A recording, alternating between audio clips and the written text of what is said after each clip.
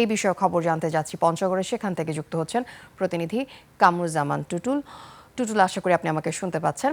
আপনার এলাকায় জ্বালানি তেল নিয়ে কি তথ্য আছে আমাদেরকে জানাবেন।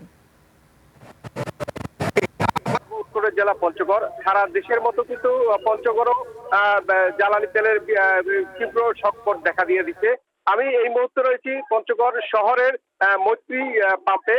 আমি একটু দেখাতে চাই, আমার পিছনে কিন্তু আজকে যদিও মোটরসাইকেল নাই, কিন্তু আজকে ডিজেল দিচ্ছে। ডিজেলের যে ট্রাক এবং ট্রাক্টর বা মিনি বাস এগুলোতে, তারপরেও দীর্ঘ লাইন এবং বলে দিচ্ছে যে তেলের সংকট কতটুকু।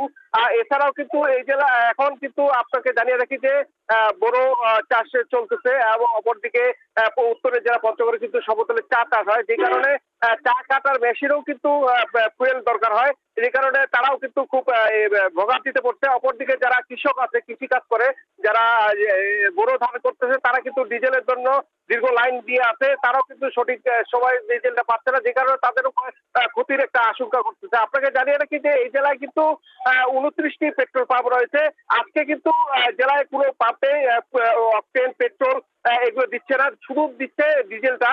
কারণ আপনি জানেন যে আগামী গতকাল রাতে কিন্তু তেলের দাম বৃদ্ধি হয়, কিন্তু আজকে পেট্রোল পাম্পের নতুন মূল্য নিতে হবে, যে কারণে ডিপোতে গাড়ি নিয়ে গেছে, তারা কিন্তু এখনো তেল পায়নি। হয়তো রাতে ফিরবে, তারপরে হয়তো পেট্রোল এবং অক্টেন দেওয়া শুরু করবে। এবং আপনাকে জানিয়ে রাখি যে তেলের কারণে কিন্তু এই জেলার যারা বাইক চালক আছে, তারা কিন্তু হাহাকার দিচ্ছে, এবং সব প্রশাসনের পক্ষ থেকে রেশনিং কার্ড পদ্ধতি চালু করছে, যেন শৃঙ্খলা ফেরাতে।